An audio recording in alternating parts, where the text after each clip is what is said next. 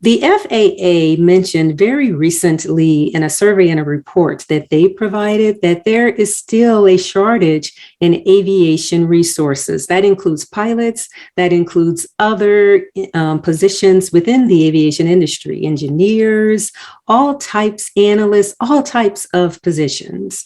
So when we think about the shortage that we're seeing specifically with pilots, well, that's occurring for a couple of reasons. We have several pilots who are retiring right now. And because of that retirement of our seasoned pilots, that opens up a whole line of open positions that we need to fill going into the aviation industry. And another direction, there is an increasing demand in air travel. Just think about how often pre-COVID and now picking up now, considering COVID, how often you travel. When we think of travel commercially, when we think of travel by organizations, the military travel, the full works, all of that is leading to a shortage of pilots. So I want to share a few statistics with you just to hold on to as our millennial leaders in aviation share their stories. 80,000 airline pilots are retiring. 80,000, that's a lot, over the next 20 years. United Airlines alone estimates that half of their 12,500 pilots will retire over the next 10 years, and they will need to hire 10,000 pilots over that period just to keep pace with their growth. And one more stat, American Airlines has a similar projection with 7,200 of their 15,000 pilots set to retire over the next decade. So as we get into the exciting portion of today, listening to our young aviation leaders, just think about the exciting opportunities that exist in the aviation industry. It could have your name on it. So without any further hesitation, I'd like to switch the floor back over to Miss Carrie Seuss, who's going to introduce to you our fantastic millennial leaders of today in aviation. Carrie, the floor is yours. Thank you, Dr. Ivy. Good afternoon, everyone. I'm Carrie Seuss, your current UAGC Women in STEM Vice President. It's my pleasure to introduce you to our four amazing millennial panelists. Their love of flying started at a young age, and their achievements to get where they are today is an inspiration to an old Gen Xer like me.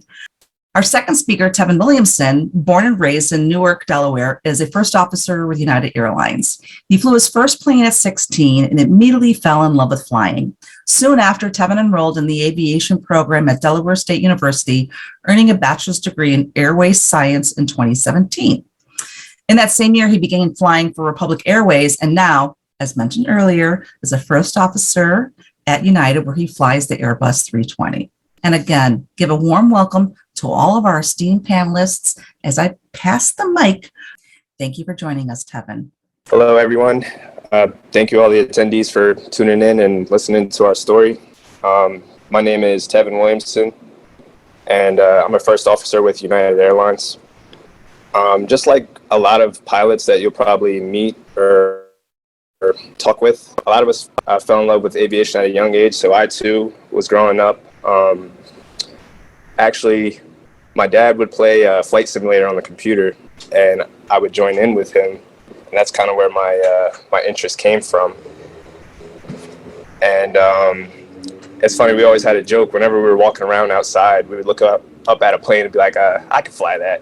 So that kind of always just stuck with me. So I was also fortunate to have a pilot for UPS that went to the same church as me, and that's where I learned about where to do about flight training and education, and just everything I needed to know about the airlines is where I got from him, which is I was very lucky for that, because in aviation there's not a lot of pilots. Well, I'm saying in the country there's not a lot of pilots, so it's very helpful to have kind of insider knowledge like that. And that definitely put me at a very nice advantage to get me to where I am today. Also, my love for travel, it's definitely what pushed me towards becoming a pilot.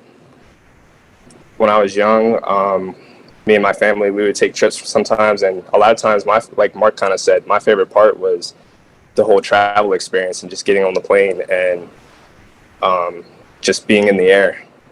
So Mark also mentioned a organization of Black aerospace professionals. That's where I got my first flying experience. They have a camp called ACE Camp, Aviation Career Exploration. I started in that, and they taught me all about the different career choices in aviation, which isn't just limited to being a pilot. You can be a dispatcher, you can be a flight attendant, you can be on the business management side of things. But that exposure just also helped fuel my drive in order to pursue aviation as a career. So I did the ACE camp for about 2 to 3 years until I was old enough to do the solo flight academy. You had to be at least 16 years old to solo an airplane.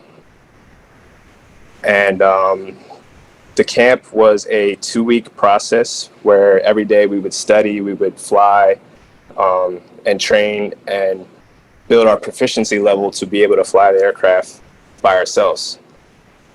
And that was really my first time ever flying a plane. And it was the confirmation I needed, like, this is for me. Like, this is the career that I want to do.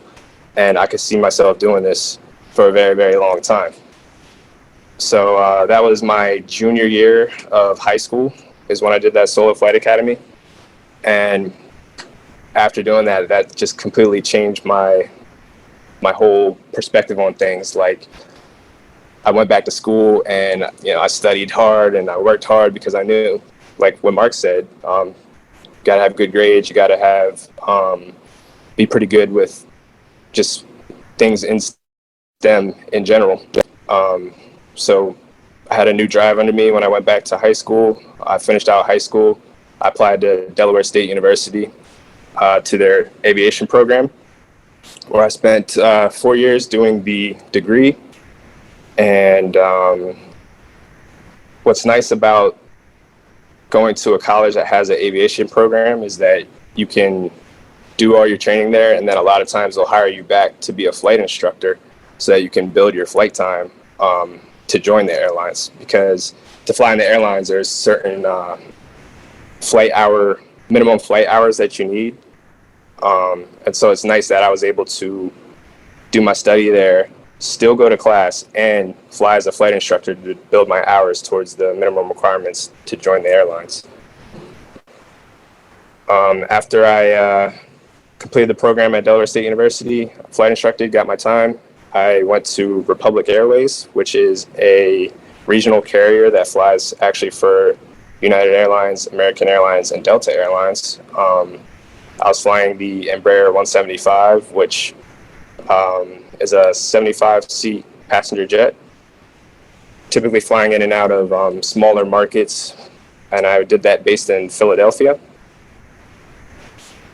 And then after that, I meant to mention also, when I was in college, something that helped prepare me was doing the internship with United Airlines.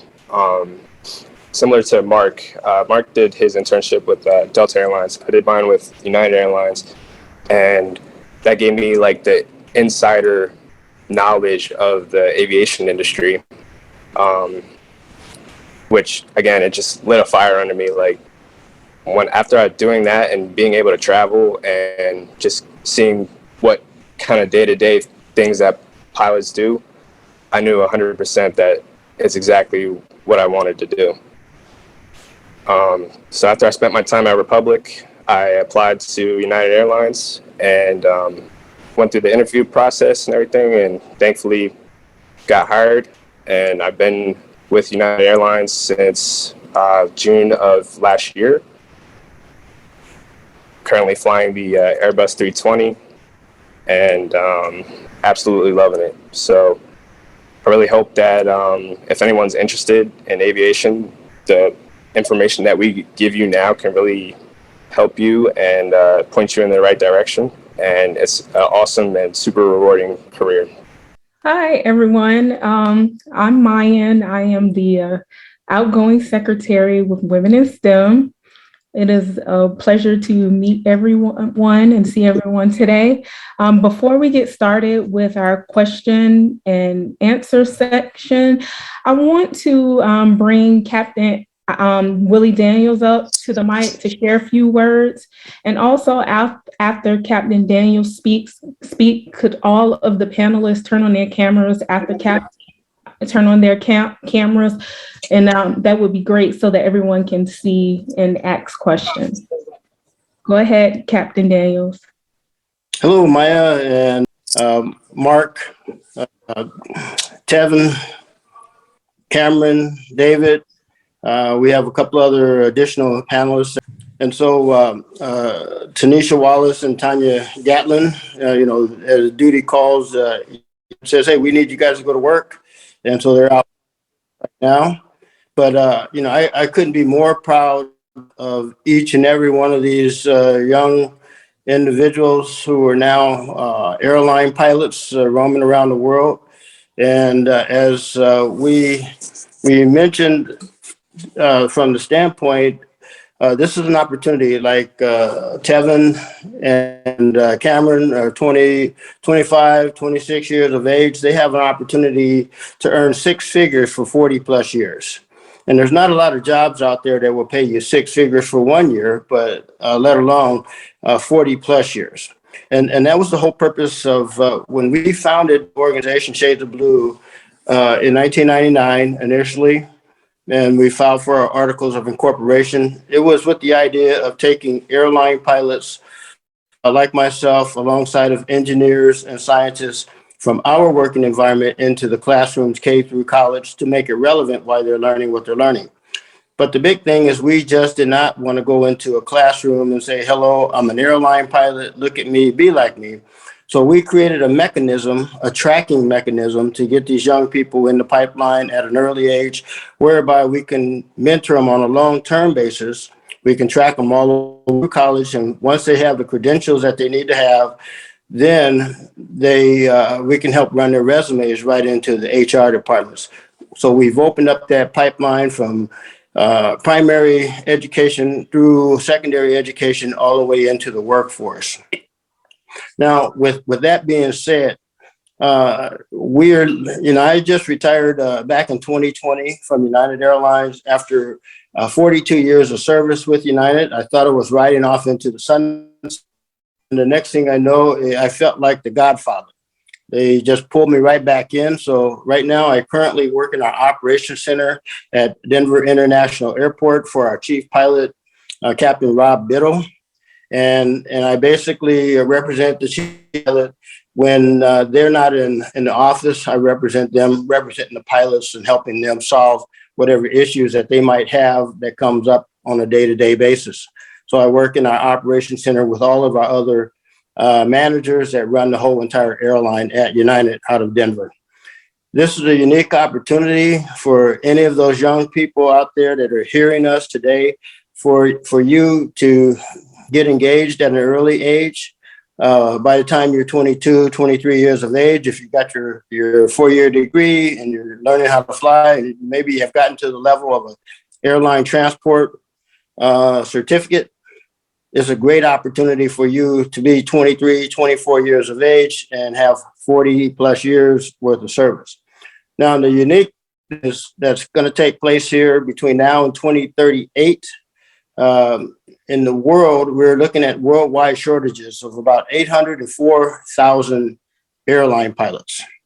That's a lot of opportunity for anybody that wants to become a pilot. But not only that, there's a whole host of other opportunities. Like right now, we need almost 914,000 flight attendants that will be needed by 2038, and also about 769,000 aircraft mechanics.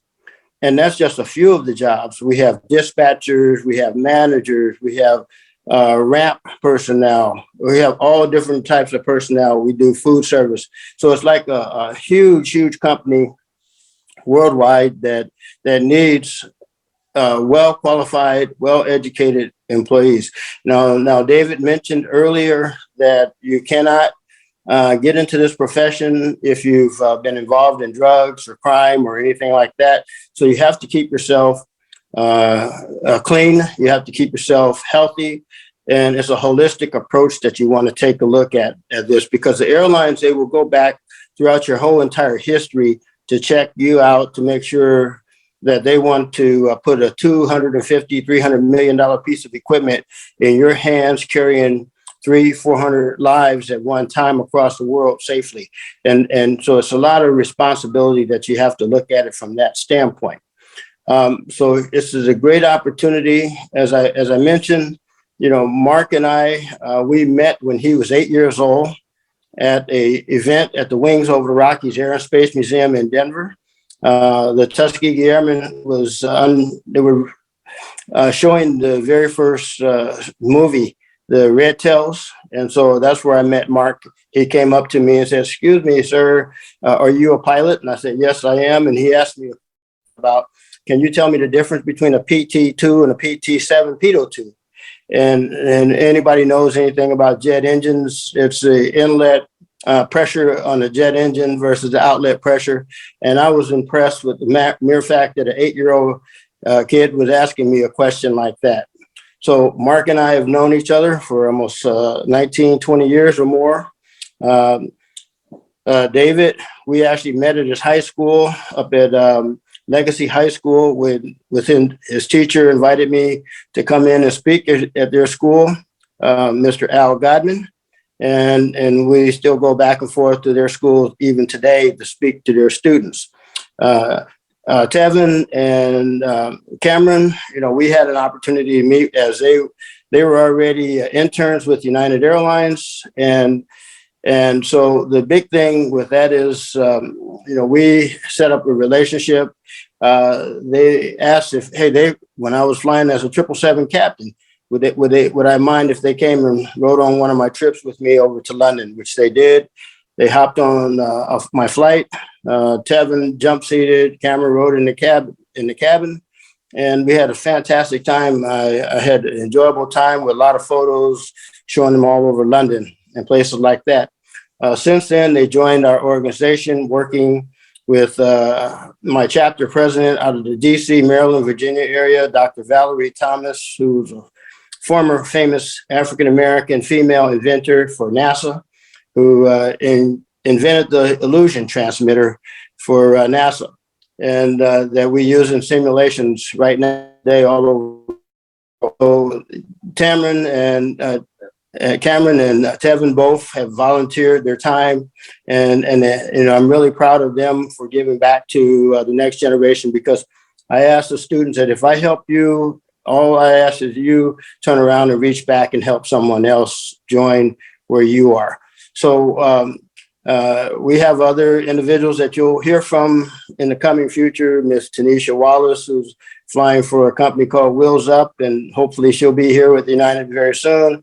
Miss Tanya Gatlin, who got a last-minute trip today and had to go out and fly. Other than that, she would have been on this call this morning or this afternoon. And so it's a great opportunity.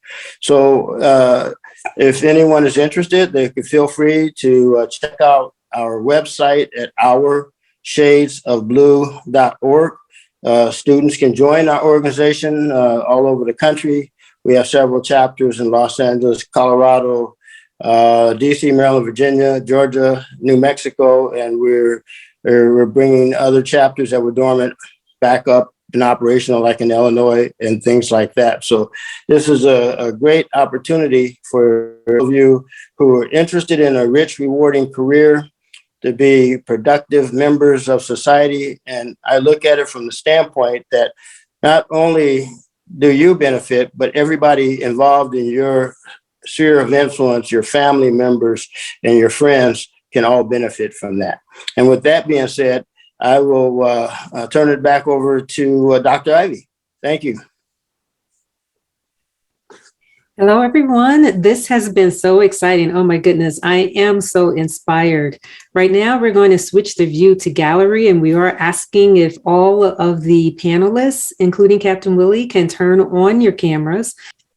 How do you even top an event like this? We don't know, but hey, we're just going to keep on trying and, and hopefully we can have more Captain Willie and his crew to come back to share with us. We would love to have you all. And so on that note, we will see you next month as we have another exciting webinar on the STEM industry. So I encourage everyone to pursue your dreams, and I hope you stay safe, and I hope you have a great weekend. Until March, we'll see you then. Thank you very much. Thank you, everyone.